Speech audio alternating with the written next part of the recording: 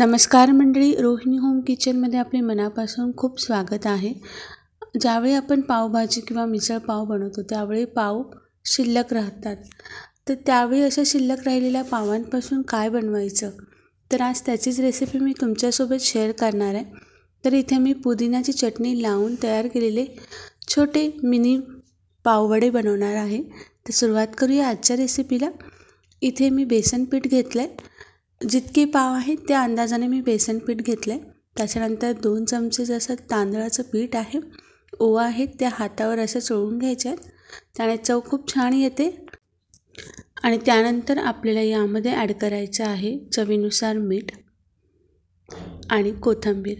हे छान आपल्याला मिक्स करून घ्यायचं आहे आणि थोडं थोडं पाणी टाकून आपल्याला एक छान बॅटर बनवून घ्यायचं आहे. बॅटर अगदी खूप पातळही नाही करायचं, थोडंसं जाडसर राहू द्यायचं म्हणजे पावांना व्यवस्थित लागेल इतपत. तर आपलं बॅटर बघा छान रेडी आहे. आता आपण हे साईडला ठेवून देऊया. त्यानंतर आपण चटणी बनवून घेऊया. ज्याप्रमाणे आपण नॉर्मल चटणी बनवतो तशीच आहे.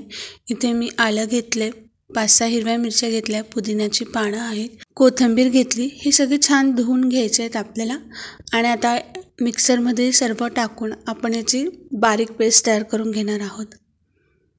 यामध्ये चवीनुसार थोडं मीठ टाकायचं आहे. मिठाचं प्रमाण हे थोडं कमी ठेवायचं आहे, कारण आपण ऑलरेडी बॅटरमध्ये टाकलं आहे.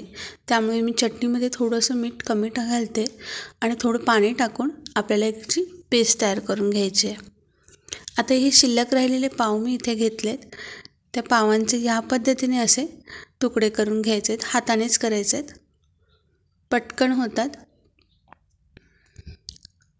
असे छोटे छोटे पीसेस करून घ्यायचे. तुम्हाला जर वाटले ना तर तुम्ही लांबसुद्धा राहू देऊ शकतात. तुमच्यासोबत नेहमीच मी अशा वेगवेगळ्या रेसिपी शेअर करण्याचा प्रयत्न करत असते. तुम्हाला जर माझ्या रेसिपीज आवडत असतील ना तर लाईक आणि कमेंट करायला विसरू नका. आता आपण जी चटणी बनवली होती त्या या पावांवर टाकून घेऊया आणि सगळीकडे चटणी लागेल इतपत आपल्याला लावून घ्यायचे.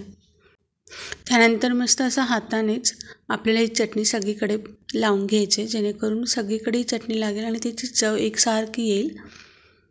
आता हे सगळे पाव आपले रेडी झालेले आहेत. इथे मी आता तेल गरम करण्यासाठी ठेवून दिले. तेल चांगलं कडकडीत गरम होऊ द्यायचं आहे आणि त्याच्यानंतर तुम्ही मीडियम गॅस केलात ना तरी चालेल. त्याच्यानंतर पावाचा एक तुकडा घेऊन त्यामध्ये असं घोळून नेहमीप्रमाणे आपण जसं पावडे तळतो त्या पद्धतीने आपल्याला हे फ्राय करून घ्यायचे आहेत. यामध्ये आपण बटाट्याचा वापर नाही केला आहे तरीसुद्धा हे पाववडे खूप छान लागतात. तुम्ही जर सकाळी पावभाजी केली असणार, मिसळ पाव केले असणार तर तुम्ही संध्याकाळच्या नाश्त्यात देखील सुद्धा हे खाऊ शकतात. एक बाजू पूर्ण तळून झाल्यानंतरच आपल्याला पाववडे जे आहेत ते पलटून घ्यायचे आहेत आणि दोन्ही बाजूनी छान गोल्डन कलरमध्ये आपल्याला फ्राय करून घ्यायचे आहेत. तर आपले पाववडे आता रेडी झालेत, तर आपण काढून घेऊया. पाववडे तुम्ही सॉसबरोबर या हिरव्या चटणीबरोबर देखील खाऊ शकतात.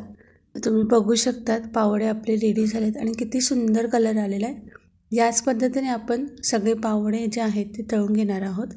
तर आता हा दुसरा बॅच मी टाकला आहे फ्राय होण्यासाठी आणि यालासुद्धा एक साईड पूर्ण तळल्यानंतर ज्याला आपण पलटून घेणार आहोत. तोपर्यंत नाही पलटायचं आहे, तर सारखं सारखं पलटलेत ना तर पाववडे कडक होतात त्यामुळे.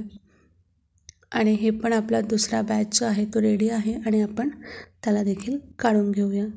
आणि कलर तुम्ही बघू शकतात, खूप छान कलर आला आहे. तर तयार आहेत आपली पुदिन्याची चटणी लावून तयार केलेले पाववडे.